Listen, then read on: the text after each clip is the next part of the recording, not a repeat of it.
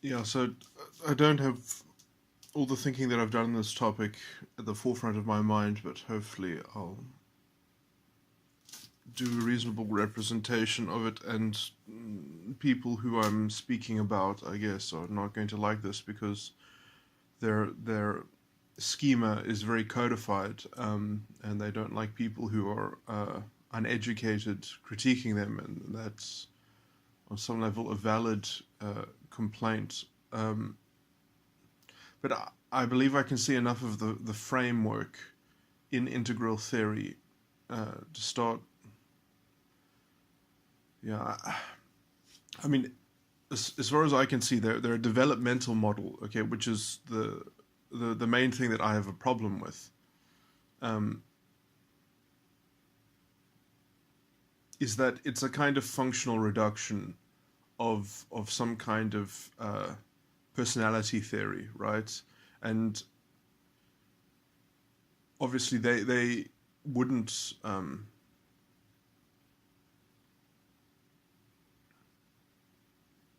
see it like that. They would see as the developmental model as being the kind of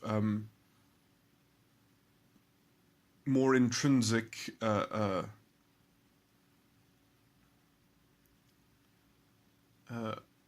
feature of the mind or something like that. And already then, it kind of it sells itself to this narrative that uh, you have some kind of developmental progress or way forward or something like that. Now, okay, with okay, I'm just setting up some conceptual categories of how to perhaps diagnose where integral theory is acting on the basis of certain presuppositions that developmental models exist. And I'm just saying that the presupposition that a developmental model is the kind of primordial source of, or the correct scale to which to map um, consciousnesses or conscious phenomena. Like, it's an interesting sociological kind of exercise. It's an interesting almost sociological tool. And they have got systems of knowledge like spirituality that they have kind of related to these issues, which is a kind of psycho social um,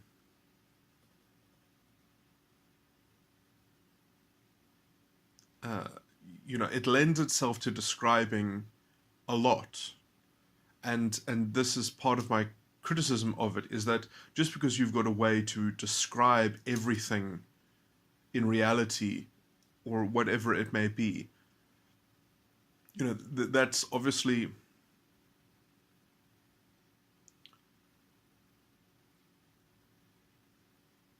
it's useful in some way, because that can give enough transparency and clarity to a system in order to kind of speak on it well enough that you can sort of know how to know when you're coming across something new, or something that is not just a kind of old pattern. Um,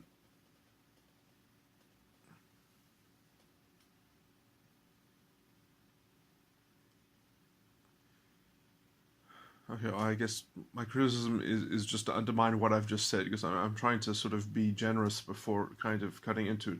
What I've just said is perhaps not accurate enough, or nuanced enough. Yeah, because yeah, it's too dangerous to be generous at all. Because those sorts of sweeping claims that it's going to give some kind of tool set or something like that, just because you've got something that describes everything, you've got a system of knowledge, a field of knowledge that can, uh, because obviously what it does not describe is the future, or what is yet to be sort of synthesized. And the famous quote, I guess, the ongoing quote, the Einstein quote, is just because you've thinking that comes up with a problem is not the thinking that comes up with a solution, sort of thing. But there's a deeper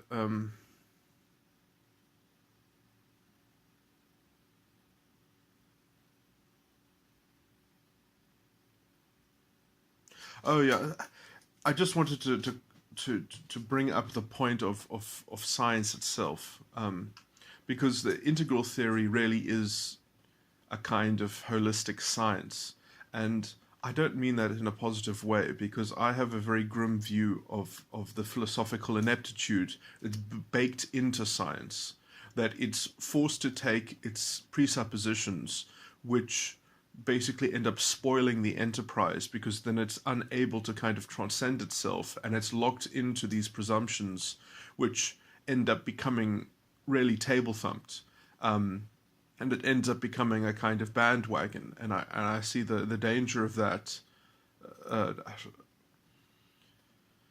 and the general problem with all science is that it's a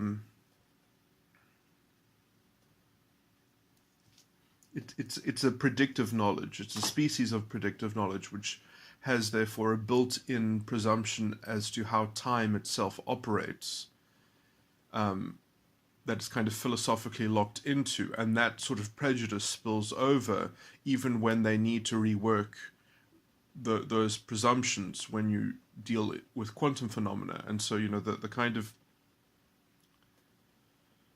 it's going to be too much to go into, but it's, I'm going to sound like a crackpot anyway, because of talking about quantum stuff, but the main problem is that science is based on prediction. Is the hypothesis of a predictive value, right? So already determinism has to be operative in some form to even have a methodological workable science. And so,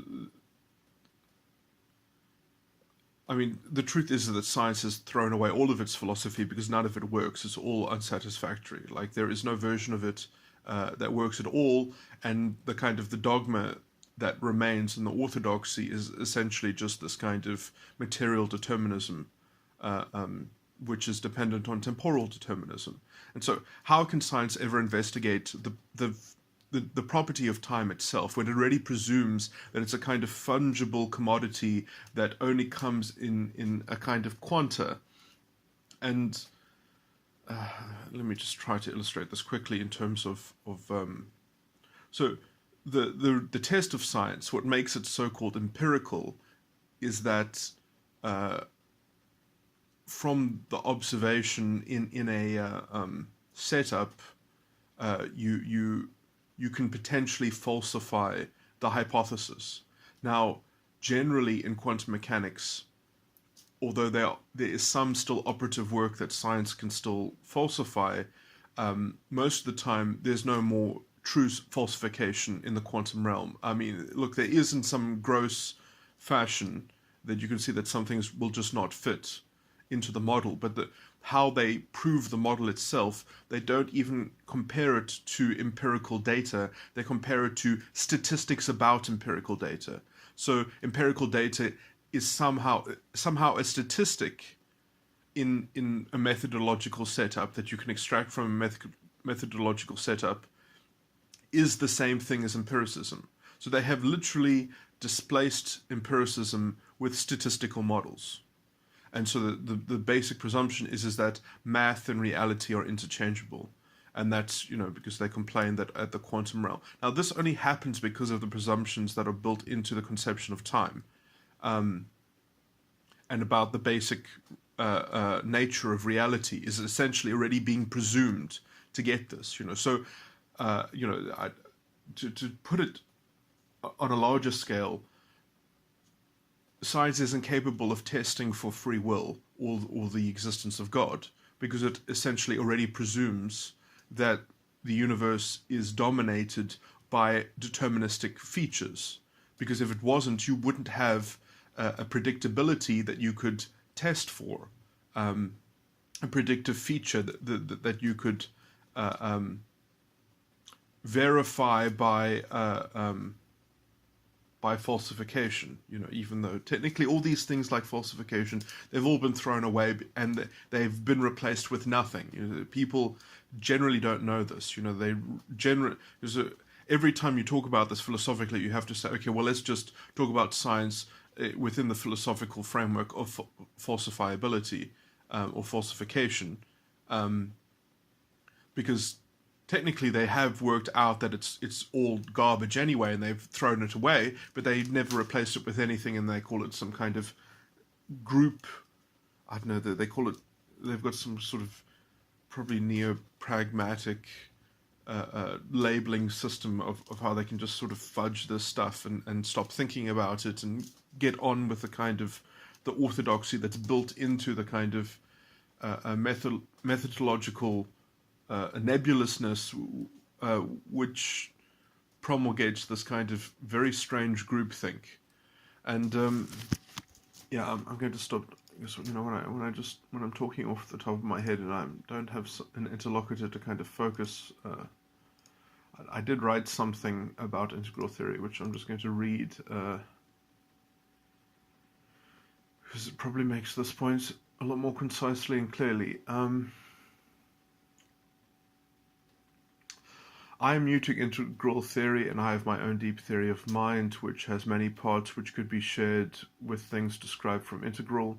From my perspective, although this is perhaps premature, I have spent a lot of my time debating personality theory and developments and typology with people, and I can already see fundamental issues with the level of development theory that is being used by integral.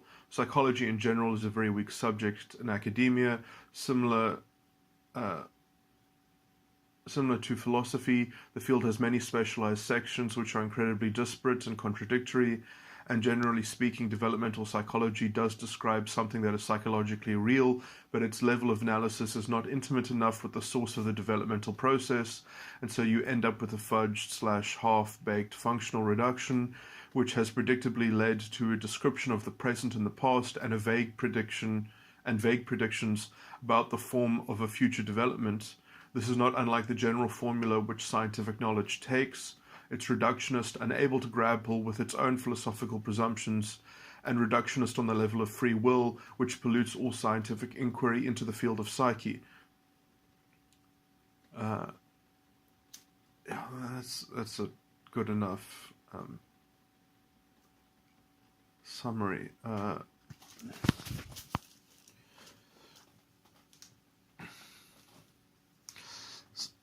So the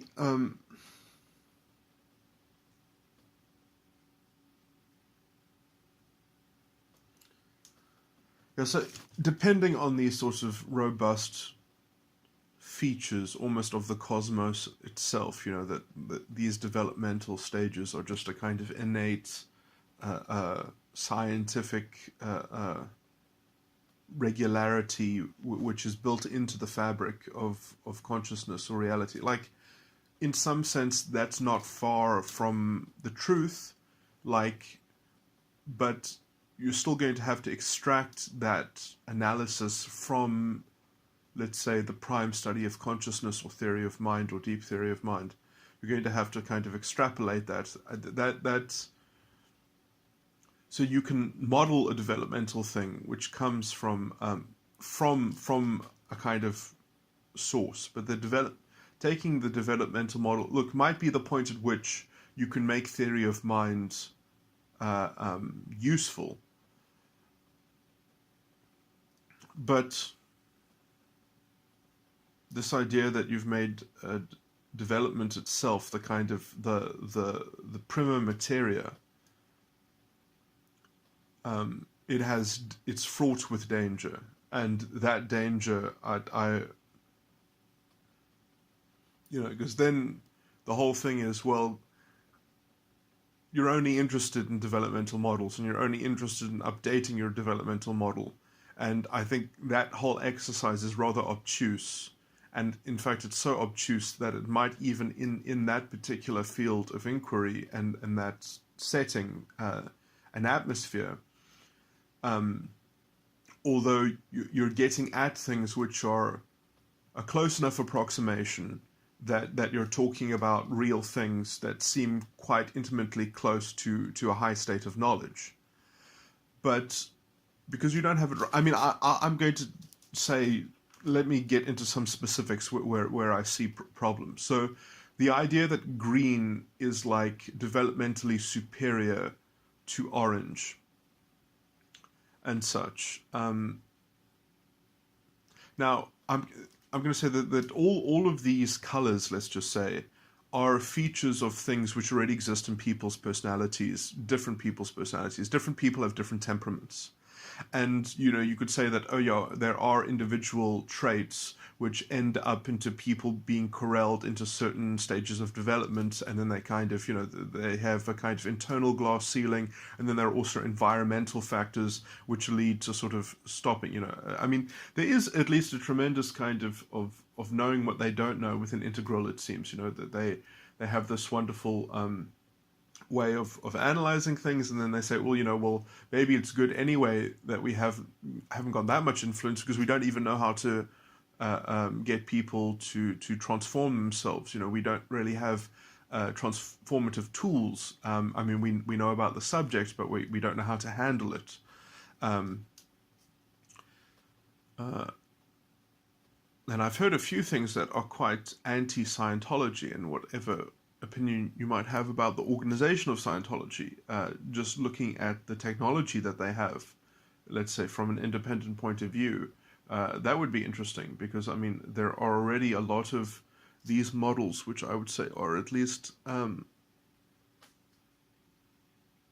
been around in Scientology, and that might put people off just even mentioning that, but something worth looking at and looking into.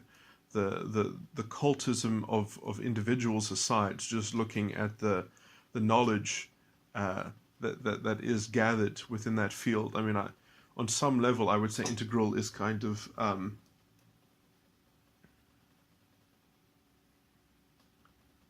mean, I see a lot of similarities, although I would say that Scientology even does a much better job at focusing on the subject from a psychological perspective. Anyway, my model, I would see, is almost like a bridge between the two, or at least my research into psychology is trying to kind of follow both lines. Just trying to think. The things that I focus on is not what Scientology primarily describes.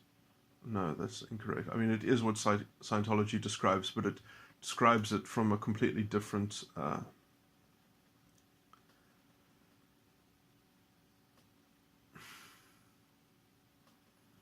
yeah, I mean,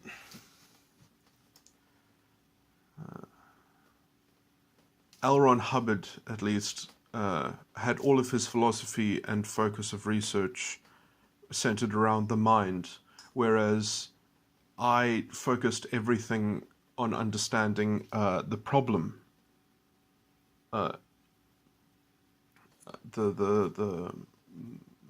on patterns of dysfunction and pathology and thinking, which which I've placed in personality.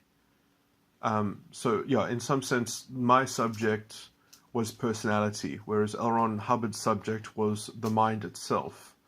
And so, he's got a broader framework than I do, and he's definitely got, a lot of models and thinking around, and viable thinking around, the reactive mind and the influence of that reactive mind on the mind at large.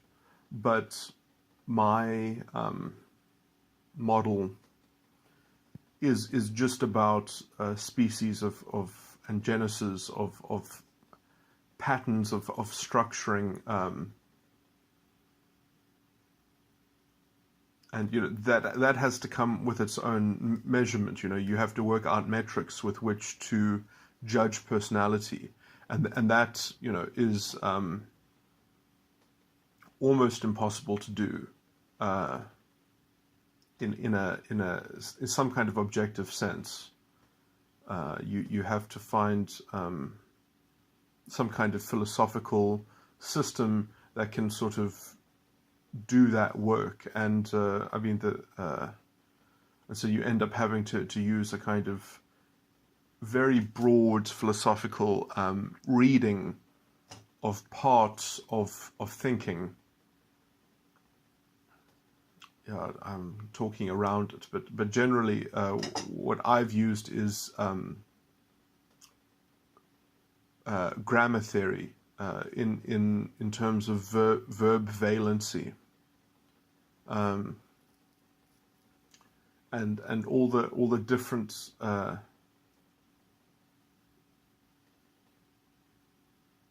different sort of types of conceivable preposition, and how those prepositional states can be bound together and bound with each other, and how they can almost have spins on one another. And that gives you a very set pantheon of grammar that the mind is capable of conceiving of, and those are the most elemental aspects of cognition, which are, I've just described a metaphysical way of modeling them. Now, when you have that to start with, right, these, and you can almost call them energies because they are that elemental, when they're kind of stacked up against each other or with each other in certain ways, in which certain of them are kind of used to prop each other up, you get what I call grammar inflection or tone. Which can even be described. The Buddhists actually described this in terms of there are 25 or 24 emotions, not including happiness. If it's 24 not including happiness, 25 including happiness, and they've mapped these things, but they haven't gone into a kind of, yeah. So I mean, I've appropriated their 24 things. I've divided it amongst these elemental things. And what's interesting is you actually find certain economies of these things, which divide into what the Hindus regarded as the gunas, sattva, rajas, and tamas, and they are like their each magisterium of particular karmic. You know, these are spheres of karma, and they can interrelate with one another. Sort of the impingement of the one upon the other. But anyway, it's not that important. And so, you know, individuals, although their personality would be attuned to one, they are repositories of all those sorts of karmic forces. But that's not even that important. What's more important is how any individual is kind of susceptible to the karmic content of their environment, and that is through their own false ego, or which is just what I call, you know, the loop. They're trapped in a circular pattern of in terms of their personality style, which is made up of the component parts which L. Ron Hubbard described in terms of n-gram chains and things like that. That's very, very workable. I just always wonder if he ever developed enough diagnosis tool to completely root out the false ego, whereas my study is, I think, would be able to metaphysically, you see, yeah, my research works quite differently to Scientology. Scientology has a kind of gradient scale where you are, you know, working towards this thing, whereas and you actually, it's part of the process is that you do it yourself. You make yourself sane, as it were. You're helped to make yourself. You're helped to help yourself. That is the Scientology kind of process.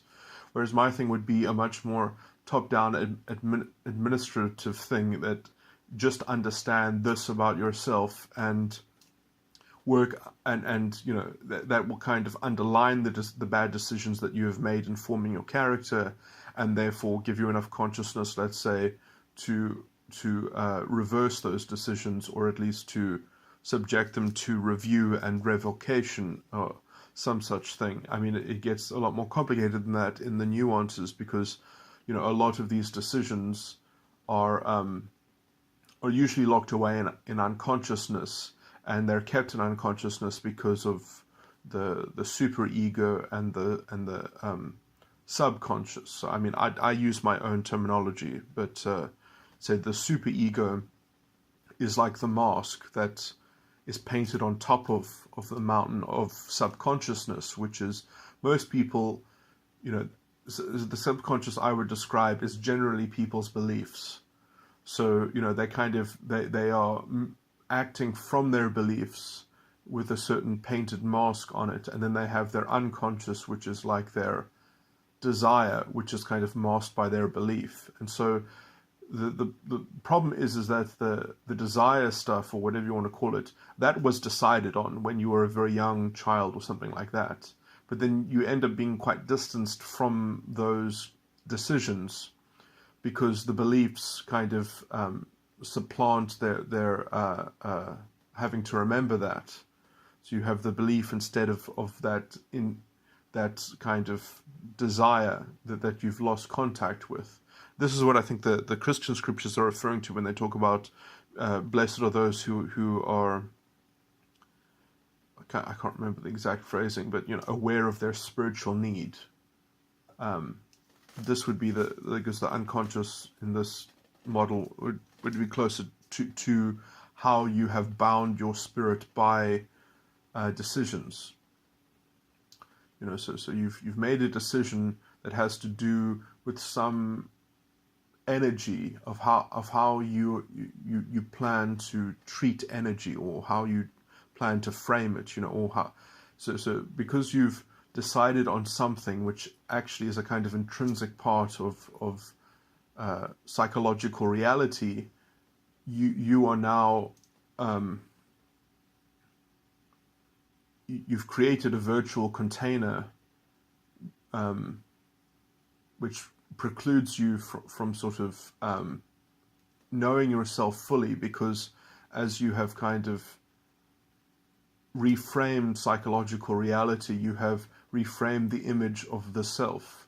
And so you get a self, something that is almost functionally self-realized, but because of its kind of ignorance of its dynamic functionality and operation, ends up delimiting parts of let's say its alphabet. And so because it has tailored its alphabet, it doesn't even know the difference between its subsequent dialect and its prior power of articulation. And so the power of articulation is unconsciously transfixed into this novated situation. And this subsequent novated sense of self, which is unrealized about that novation even. So you've got a kind of sympathetic metamorphosis that has to do with a metaphysical decision, essentially.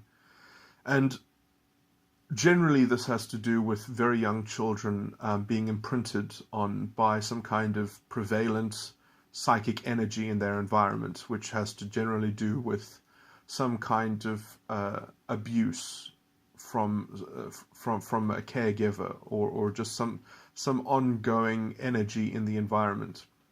And abuse is not, I wouldn't define abuse in terms of any kind of stark material sense, Abuse can literally just be the attrition of having been subjected to just the insanity or the pathology involved in any kind of false ego. So because your parents are fallen beings, even in how they are nice, they're always nice in this particular way, especially sattva. Sattva is like a drug.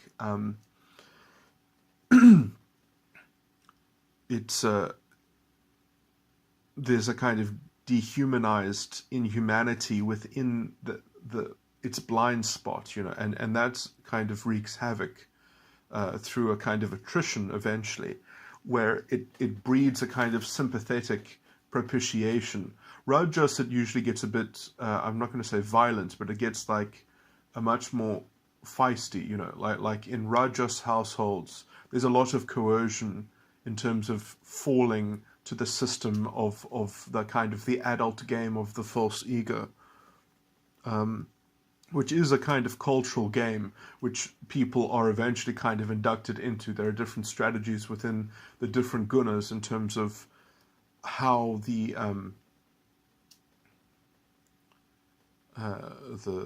this candidate member is kind of sucked into. People don't know how to relate to people who don't have false egos. There would be no, because you see the false ego gives you the adult dress to do work.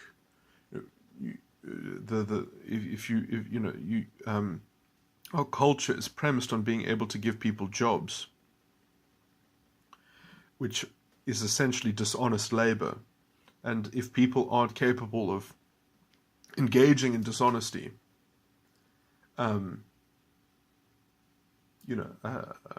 people without the super ego, it's very hard to kind of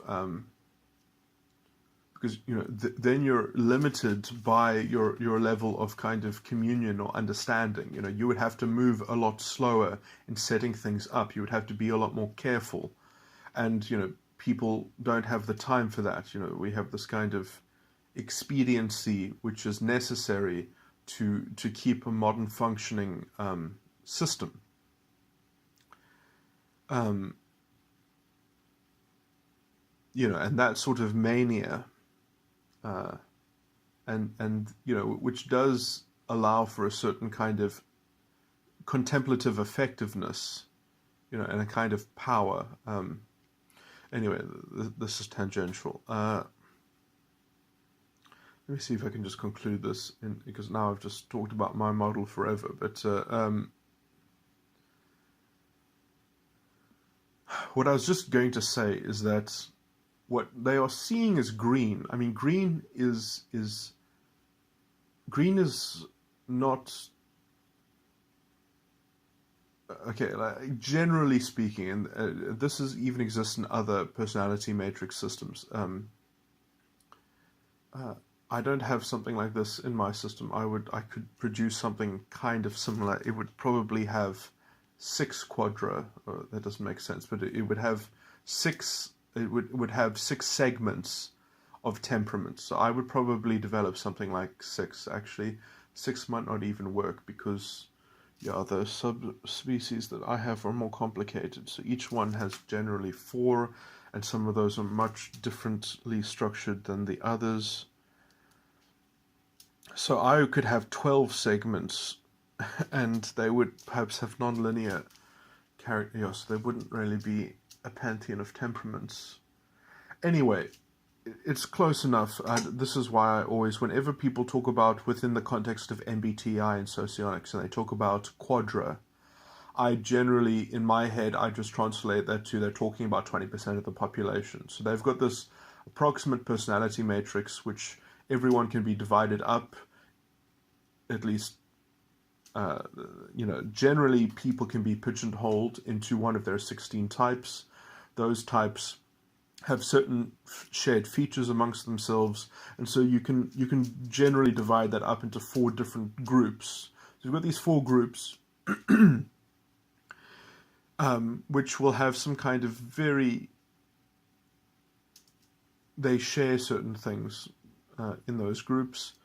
So I would say green accords to one of those groups, or at least a kind of quite a dominant feature within that group. Okay, I don't want to get too technical because it's not important, but let's just say green is a representative of a kind of culture that comes from the dominance of one of those groups. And, you know, there's this kind of thinking all over, I don't know what to call it, occult writings and ancient writings, even about the stuff where it talks about, I can't remember what it's called. I think it's Babylonian or something, or Sumerian. There's even this very old writing that talks about a kind of political propaganda, and it talks about managing culture and the cycles within culture, which generally have to do with the shifting of four ages and things like that. I think all that four age stuff was taken from some of the source material inspiration from this very old tome, which was basically about government in some sense. But my point is that green is like one of these sorts of stages in cultural transition, which, you know, it's like an endless cycle, and it happens when a certain, you know, so these temperaments have had to get along with each other for eons. You know, they've had to kind of make room for themselves, and almost as a kind of demonic substrate of metaphysic, you can put archetypes to these things. You can see them playing out certain dramas and things like that, and just because of how things aggregate in terms of energy or whatever, eventually you could say everyone must get a turn. Maybe each one's turn is not the same length of duration as the other ones, but they all have their synergistic part to play in terms of some kind of holistic balance. Now, this whole holistic balance thing, you know, that's the furthest thing I want to put my name behind. I mean, like, I can see that analysis, but, you know, like, that to me is the problem of the fall. That is the kind of domination from karma. That is the a kind of demonic legion, which is kind of people are unconsciously acting through.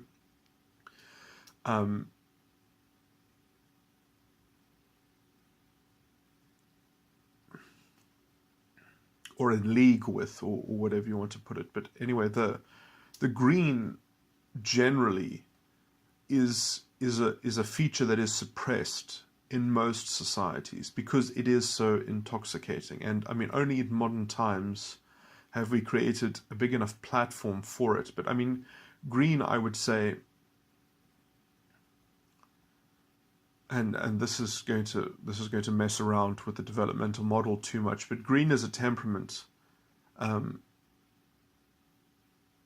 is a kind of, it is the religious tendency, and it's a very unsustainable religious. I mean, that's a bit of a metaphor to call when I'm likening it to a religion, but it's a kind of tribal religious system that devours the cosmos.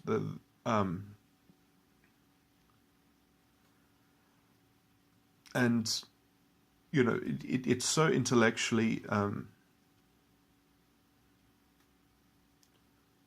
It has no intellectual component. That generally, you know, its inability to kind of plan at all and have any kind of relegates it to being, you know, quite a dangerous social toxin generally, because it's kind of, it's interesting. At some point, you know, each of these sorts of developmental stages, as it's called, an integral, or temperaments, you could probably put it into, you know, if you have let's say, a clever enough culture, you can probably find a place for it. You know, you can probably put it somewhere, and you can kind of say, well, actually, I mean, you know, ideally, let's just say what you could do is you could engineer a kind of place in which, or a kind of system that just puts it in the right place. And so it lets people in that place know what they're doing in terms of a kind of, not in terms of what else they might be doing, so like it kind of, obviously there are certain setups, let's call them cultural setups, which are fatal because it puts the people in power in a place in which they cannot question the rightness of their continued extravagances or something like that. And so you kind of get a negative feedback system, or you can kind of get a, something that kind of just keeps on aggravating itself more quickly into demise, or kind of systematic failure, you could say. And what I'm saying is not meant to be sociological. What I'm saying, I mean that on the level of the intellect itself. So like, some,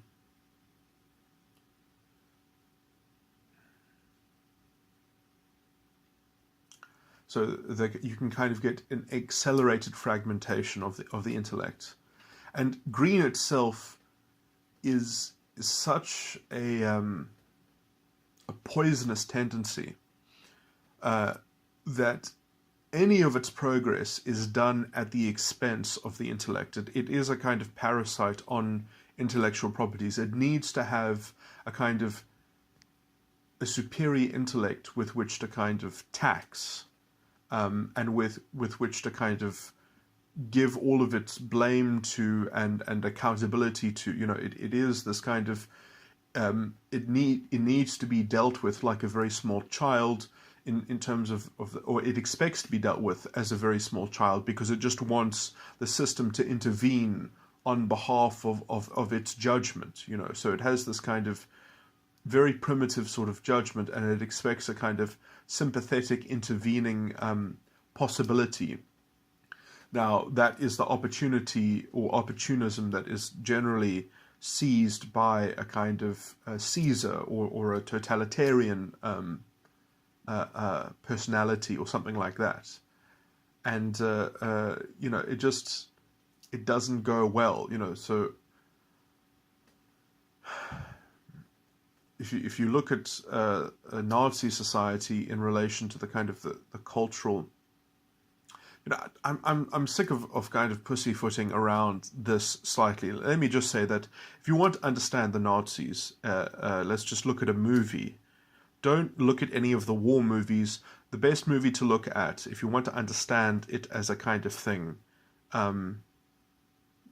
forget about Hitler. Just look at the movie Conspiracy, which is a group of 15 people sitting around a table, showing the kind of the beliefs in the system. Now, if you watch Conspiracy and you look at those personalities sitting around that table and talking, these personalities, okay, I'm sorry to be so blunt, these personalities are not the personalities of the people who are in the Republican Party.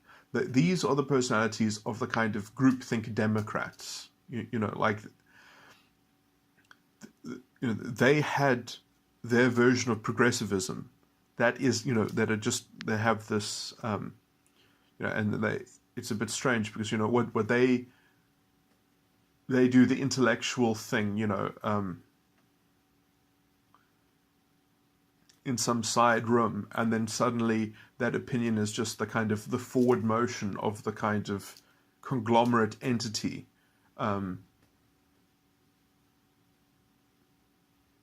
It's funny because when you look at how badly the war was administered from the Nazi side because of their ideological confinement, in terms of essentially having to prove their Nazi religion correct at every stage. Yeah,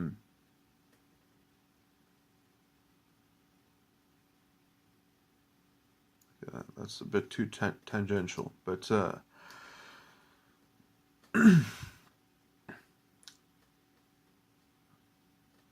the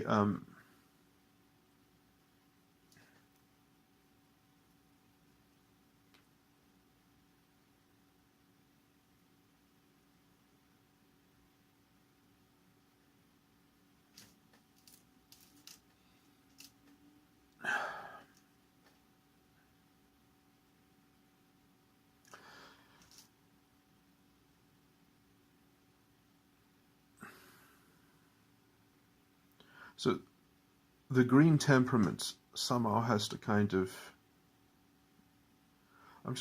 Another really good example of this,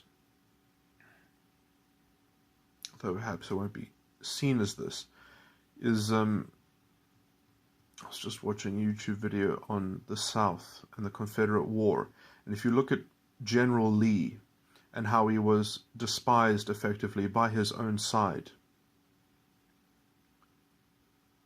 and how he had to sort of take the weight of actually doing the work, while he was kind of being undermined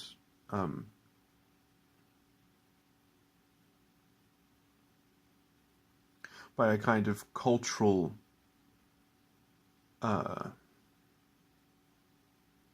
tempestuousness. This is the same kind of tempestuousness as green.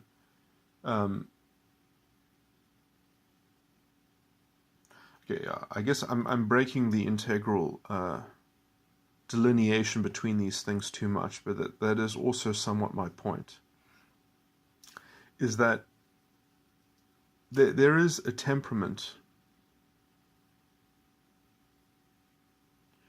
which manifests between these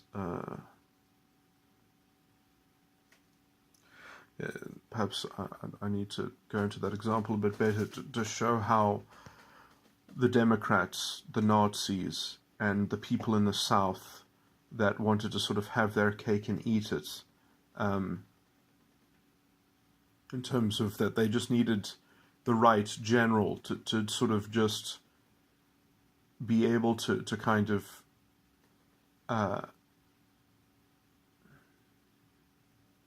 effectively General Lee was being despised by his own side for not being able to make the claim that Hitler made, which was that I am infallible, I don't make wrong decisions, and I make predictions and they always come true.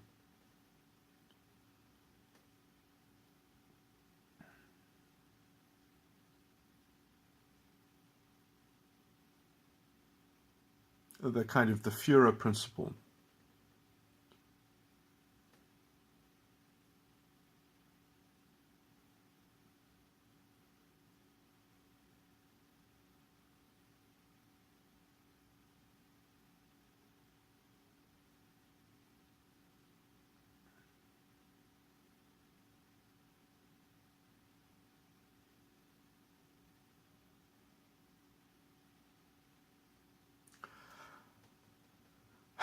Okay, let me just see if I can get this. Okay, well, which is, this is more elaborated in detail if you look at my video on academia and beta quadra values and the corruption of institutions. Yeah, I've ruined this talking point too much, and I'm even covering ground which I'm much which I've explained much better in that video or lecture or recording.